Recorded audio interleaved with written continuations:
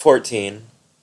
When Maria met her, Steph was this short, punky femme with a spiky, bleachy, multicolored hair and a ton of eye makeup. It was because her it was because of her more is better eye makeup philosophy that Maria developed the confidence to get as much onto her face every morning as she possibly can. But Steph was also this smart, angry little person with absolutely no sense of humor. In this way that Maria read at the time as super dykey. Maria was this trans girl whose friends were all straight dudes she met when she'd been telling everyone she was a straight dude, too, which meant that, in her social circle, she was really kind of an anomaly who was tolerated, not really understood or respected. She was already out, she'd already been taking hormones for a while, but when she met Steph, Maria was still in the middle of the part of transition where you get harassed by strangers. It was at a Christmas party somebody from the bookstore was throwing, but it was an interesting one because usually bookstore parties were mostly straight people. Like queer people from the store would come and get wasted with the straight people because in Neo-Bohemia everybody's cool with queers. But parties would usually be at straight folks' houses and all their non-bookstore straight friends would be there. It was different than the night Maria met Steph. This queer girl from the art department who'd leave in March to work at Random House was having a Christmas party at her big Art Dyke Loft Collective apartment way out past the end of Bushwick. That meant queer people Maria didn't already know. Kitschy Christmas decorations, a whole other vibe that she was used to. Oh, fuck, sorry. A whole other vibe than she was used to. A vibe she'd known was out there, but without really knowing how to access it. As a theoretically straight, theoretical guy, she had probably hung out with more dykes than the average straight guy, but it still wasn't the sort of space she felt welcome in, or felt like she had access to, or really even felt like she belonged in. Actually, it was kind of terrifying not knowing what the unspoken rules in a space like that would be, or whether any of the queers at the party would be the kind of queers who had weird stuff against trans women. So Maria felt like she was walking on eggshells all night, wanting to make a good impression and not say the wrong things to anybody with an unsteady grasp on what the wrong things even were. So she kind of stood by the wall with a bottle of wine, trying to look like she wasn't trying to look cool, which is hard to pull off. She wasn't totally succeeding. Folks came and hung out by her for a minute. She'd take the occasional lap around the party, but it is hard, man, being trans at that point in transition. It was characterized by this intense feeling of inferiority toward pretty much everyone. Look at all these girls. They know how to dress themselves. They know how to stand. They know when to talk and when to be quiet. Maria felt like she didn't. She'd internalized this idea that trans women always take up too much space, so she was trying hard to disappear. She had mostly quit smoking, since you're not supposed to smoke on estrogen, but in situations of excruciating awkwardness like that, all the self-invalidation and depression anxiety, you make exceptions. Fuck, I can't read right now because I haven't done this in a month. She climbed up to the roof where everybody had been smoking all night. It was freezing, like too cold, like kinda cold where you can feel the rungs of the roof ladder through your mittens, and it felt good. Her whole face felt all rosy with wine. She lit a cigarette and looked around, the city spread out in every direction, propping up the old, moody, and tragic and melodramatic mental self-portrait. Self-pity as respite from anxiety. Classy, Batman. Then Steph climbed up the ladder in this big, stupid knit hat, and it was a total first meeting from the Hugh Grant movie, like where Keira Knightley doesn't like him at all at first. Except in her memory, Maria is not played by Hugh Grant. She's played by Mila Jovovich, whatever, or somebody. Except Mila's kind of short, right? Maybe Maria is Keira Knightley, and Steph is played by Mila Jovovich. Steph didn't even want to talk to Maria.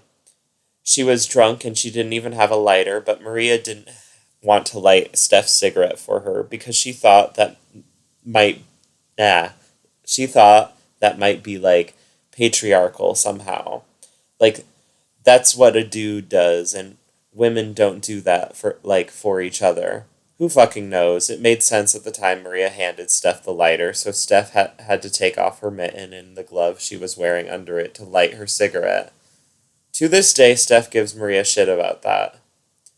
No, Steph's not Mila Jovovich. She's like Ali Sheedy in The Breakfast Club. When Emilio Estevez is like, "What's your drink?" And she's like, "Vodka." And she's like, "How much?" And she's like, "Tons." She totally entertained herself while she smoked that cigarette by being flirty and confrontational and kind of mean. When Maria was done smoking, she went back to the apartment and left Steph up on the roof by herself to finish her cigarette, and then they didn't talk to each other for the rest of the night. Pretty inauspicious. Plus, if Steph was Ali Sheedy, that made Maria the only other female character from the Breakfast Club. Molly Ringwald, the spoiled princess. It's a little uncomfortable for Maria how true this is. I'm just going to do another chapter because I feel like it. And I haven't done this in a month. 15. In one of Michelle T's books, maybe The Chelsea Whistle, she writes this thing about how coffee is the greatest thing in the world. It makes your eyes bug out, it makes you want to write and produce and create, and it's like speed except something something. Who can remember exact quotes? Maria's like, I'll get it tattooed on my forearm so I can remember it. The point is just Michelle T nailed it when like she nailed most other things. Fuck. Maria's on her third cup of coffee now and she is making progress. She needs to be single. It's pretty obvious, right? When she's having boring, romantic, predictable teenage emotions, riding her bike around the city instead of being home with Steph, the reason she likes it so much is that she's enjoying the tiniest little bit of freedom. She's not in love with her bike because the wind in her face, which chaps her lips, or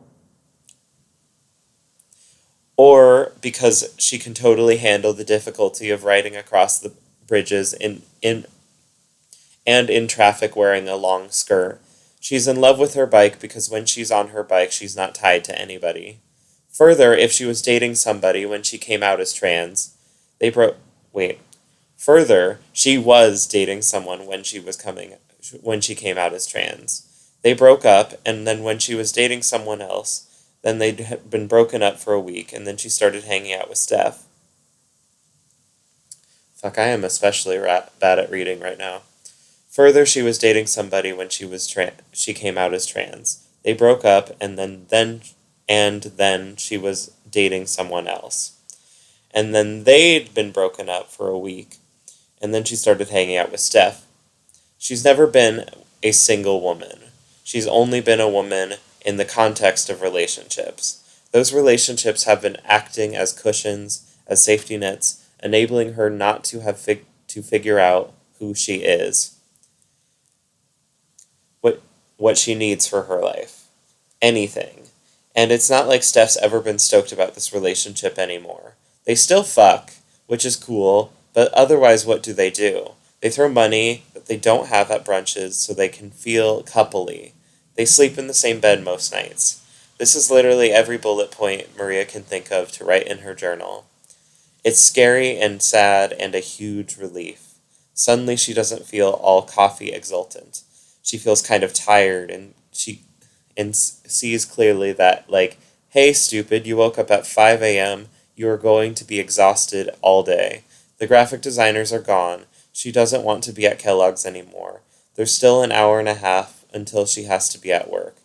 There's a coffee shop near the bookstore. It's not a Starbucks, although who would even care if it was? Caring about Starbucks monopolizing coffee culture is for people who don't have more pressing problems. Well, it is kind of depressing to try and kill an hour or two at Starbucks. It's hard, all trying not to hear people yelling into cell phones, getting depressed whenever someone pays $6 for a drink. Maria packs up, pays the bills, and rides across the bridge to Manhattan. Once the sun is risen, the early morning sky feels like skin crawling. Okay. Once the sun is risen, the early morning sky feels more like skin crawling than day breaking, and she's excited to lock up her bike and go to the little independent coffee shop near the bookstore. It's not even a little coffee shop though. It's huge and full of internet terminals and magazine racks and like produce. Produce. Who knows how the thaumaturgy of commercial space rental in like Manhattan works? But it seems unlikely that coffee and computer terminal rental and produce could possibly cover the rent on this cavernous coffee shop. When you're kind of feeling like you don't know anything about anything, though, who cares? Like, whatever. How zen. This is what enlightenment is like. It's boring. She decides to drink coffee and blog. Why not blow $10 on an hour of internet access that you could be at home sponging from a neighbor for free right now? Figuring out your life is more important than rent money. She buys a small coffee and gives the girl her driver's license to get a computer. It's weird, but nobody has ever once given Maria shit for the gender on her license. Not in the 5 years, for whatever that she's been presenting F, but still an M, in the eyes of the law. It's expensive to get your documents changed, plus you have to go to City Hall and be like, I am trans. Please put that on record somewhere. Which gets harder and harder with every minute that people aren't reading you as trans. She's assigned computer number 27. The screen faces some tables, but eavesdropping on what somebody's writing on the internet is only interesting for a second, especially if there are large blocks of text that you would have to read. Nobody likes to read anything, even if it's somebody's writing, like, oh ho ho, when I look at myself naked in the mirror, I see tits and a dick, and it makes me feel ever so sad. Which is funny. You'd think strangers would be interested in that kind of thing. Maria, of course, would never use the word dick to write about her body. It's way less traumatic to not use any words, or a gender neutral term like junk. No big deal, but Maria is kind of popular and famous on the internet, but so is everybody. So it's not very interesting. She's been blogging since she was a tiny little baby, like 18 or 19 years old, when being online was just starting to be demystified into something Rupert Murdoch could make money from. She figured out that she was trans by blogging. Awkward. The internet at that time was this big, exciting place where you could anonymously spill your guts about gender and discomfort and heteronormativity and about how weird male privilege felt and lots of other things. Except back then, she didn't really have the language for it, and so so she just went like, everything sucks and I am totally sad, just over and over and over and over, with minor variations on the occasional cuss word. It couldn't have been very compelling to read, but writing about it at length made her pay attention to patterns and stuff and introduced herself to real-life trans people she met.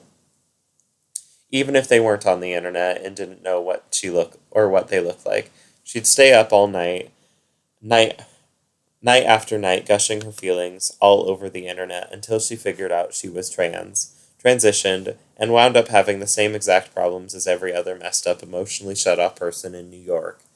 She doesn't post there as much as she used to, but she still has that blog. People read it. Kids who are figuring out that they're trans look up to her. It's kind of nice, although since there are very few decent resources for trans women who aren't for rich trans women or boring trans women. Fuck, I'll just repeat that sentence.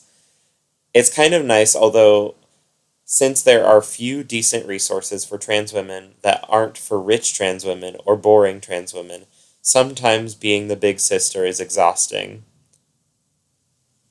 Her computer is booted up, and since she's logging in when a man in a navy blue pea coat sits down at the computer next to her, he is stubbly. Hello, he says. Oh, god damn it, she thinks. Straight men are so weird. So weird. Like, she can already tell that he wants to be her boyfriend. He is sitting next to her and smiling like he knows something, or like he is intentionally trying to look unintimidating. Great. Hi, she says. You are Wait. You are doing what this morning? He asks with a Russian accent or something. um, I'm going to read my email, she says, wishing she had the nerve to say, go away. I don't want to talk to you. But that feels weird, like, wait, fuck, Jesus. But that feels like it would draw attention to herself in a weird way for being too forward, and if she draws undue attention to herself, this dude might figure out that she is trans, and then there would be a scene, except probably a small one, because people whose first language isn't English tend to have their own self-consciousness to worry about, and also not want to draw complicated attention to themselves too. Given the fact that nobody ever reads Maria as trans anymore, she thinks, what would Courtney Love do here? How does Courtney Love turn away the attention of strange men she doesn't like? Then, no, even better, what would Steph do? This is what Steph would do. I'm posting an ad on Craigslist for people to date who also have chlamydia, Maria says. You are funny, he says. Yeah, she says, turning away from him and back to the computer. It works. He doesn't keep trying to talk to her. Good thing too, because it's too early and she's too tired to deal with this dude who thinks chlamydia infection disclosure is flirting. She feels bad for a second though. She's never had it, and it probably sucks to have chlamydia. What if she were some girl in the coffee shop who had chlamydia and overheard that? Maria makes a mental note not to joke about chlamydia and never to turn away her heteronormative advances with sexual health normative maneuvers. Seriously. She reads blogs and then writes in her own. She tells the internet about her early night, her early morning, the haircuts in the diner, figuring out her life. She used to write in this thing like every day, but she's lucky if she can update it once a week anymore. Although it's probably luckier not to stare at the computer all the time. She writes, oh man, can we talk about stereotypes and staring at the computer? Okay. I imagine that you're familiar with the stereotypes around transsexual women. That we're all sex workers, that we're all hairy, pot-bellied old men, that we're all deep-voiced nightlife phoenixes, that we're all drag queens, that we're all repressed, that we're all horny she-males with 12-inch cocks. Sometimes the stereotypes are contradictory. Those ones are weird. Can we talk about the actual stereotypes around transsexual... Fuck, I think I misread a sentence. Can we talk about what the actual stereotypes around around transsexual women should be? The ones that hit a little too close to home to be unfunny. 1. We are not sex fiends. We are internet fiends. This one is easy to understand. When you come out as trans, it's hard to tell your wife, your het bros, your dad, or your, I don't know, bookstore coworkers. For whatever reason, though, it's pretty easy to tell some people from Alaska or California or, England in this weird way. Internet message boards, LiveJournal, and all these things feel like they're a safe way to talk about being trans, to exist without this problematic body you're stuck with. When you're offline in meat space, like they used to say in the 80s in William Gibson novels, which rules. I feel like I just misread that whole paragraph. Fuck. I'm just gonna reread it because I've gotten this far. Number 1, we are not sex fiends. We are internet fiends. This one is easy to understand. When you come out as trans, it's hard to tell your wife, or your het bros, or your dad, or your, I don't know, bookstore coworkers. For whatever reason, though, it's pretty easy to tell someone from Alaska or California or, England. In this weird way, internet message boards, LiveJournal, and all these things feel like they're a safe way to talk about being trans, to exist without this problematic body you're stuck with. When you're offline in meat space, like they used to say in the 80s in William Gibson novels, which rules. But so there is this whole internet community, which makes sense. It's maybe the best thing about the internet, how you can access information you need safely and anonymously, except that just like any other community, especially any other internet community, it's become this closed off thing with stuff it's okay to talk about, stuff it's not okay to talk about. It's perspectives you're allowed to have and ones you're not. It's and its own patron saint. Her name is Julia Serrano, and like most figureheads, she's very smart and sweet and right on and almost entirely unproblematic, but her acolytes get totally obnoxious, talking about her writings as doctrine. Not to mention, if you are a total baby panda at internet communities asking like, how do I get hormones? Internet trans women are very nice. They will tell you.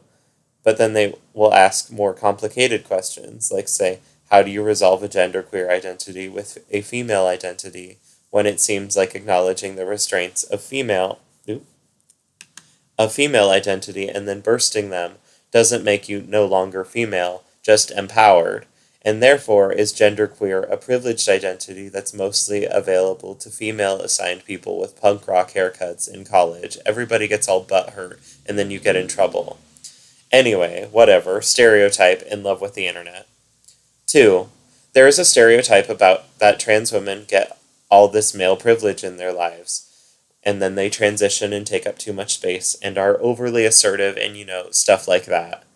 And it's true, sometimes folks transition and are jerks. The flip side is, there are a lot of cis women who are jerks too, and those trans women just join the general population of women who are jerks.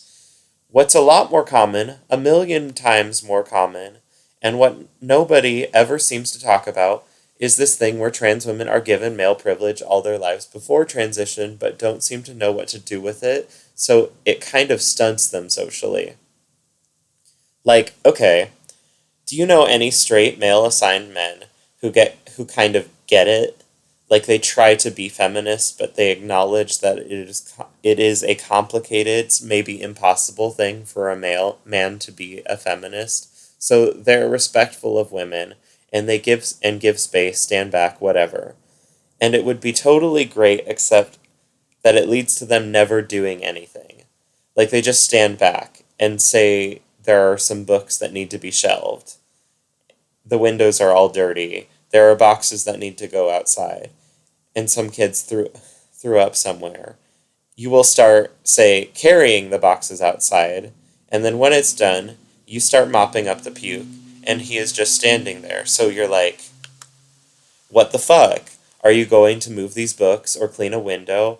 And they're like, oh, okay, totally, in this very enlightened way that gives you space to fucking do everything. Except they need they need you to show them how to clean a window because they don't know what to do. Like, they don't want to do it wrong. That kind of guy, I will admit, it's more complicated than that, right?